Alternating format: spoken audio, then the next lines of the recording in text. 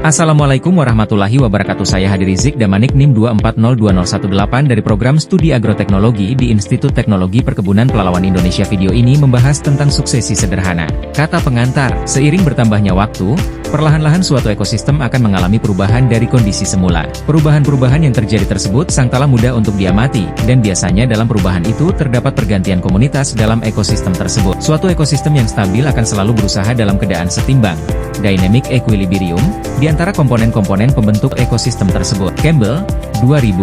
Suksesi adalah suatu proses perubahan, berlangsung satu arah secara teratur yang terjadi pada suatu komunitas dalam jangka waktu tertentu hingga terbentuk komunitas baru yang berbeda dengan komunitas semula. Dengan perkataan lain, suksesi dapat diartikan sebagai perkembangan ekosistem tidak seimbang menuju ekosistem seimbang. Suksesi terjadi sebagai akibat modifikasi lingkungan fisik dalam komunitas atau ekosistem. Hedi, Suasono, 1986.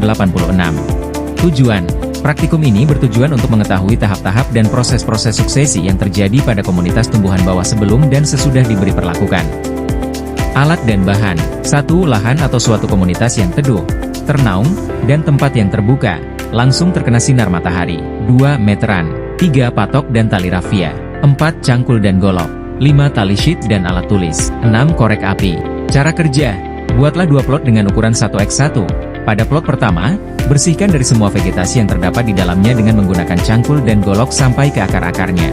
Plot kedua lahannya dibakar dengan menggunakan minyak tanah atau spiritus. Setelah itu lakukan pengamatan sampai minggu kedua. Pembahasan. Pada minggu ke-0, ditemukan 4 spesies gulma dengan dominasi Imprata cylindrica, 12 individu, diikuti Laercia viginica, Paspalum conjugatum, dan Mimosa pudica. Pada minggu pertama, jumlah spesies berkurang menjadi 2, yaitu Imprata cylindrica dan Mimosa pudica, dengan penurunan jumlah individu yang signifikan akibat perlakuan atau perubahan lingkungan. Pada minggu kedua, Imprata cylindrica menunjukkan peningkatan jumlah individu, sementara Paspalum conjugatum kembali muncul, menunjukkan adaptasi spesifik terhadap kondisi lingkungan pasca perlakuan.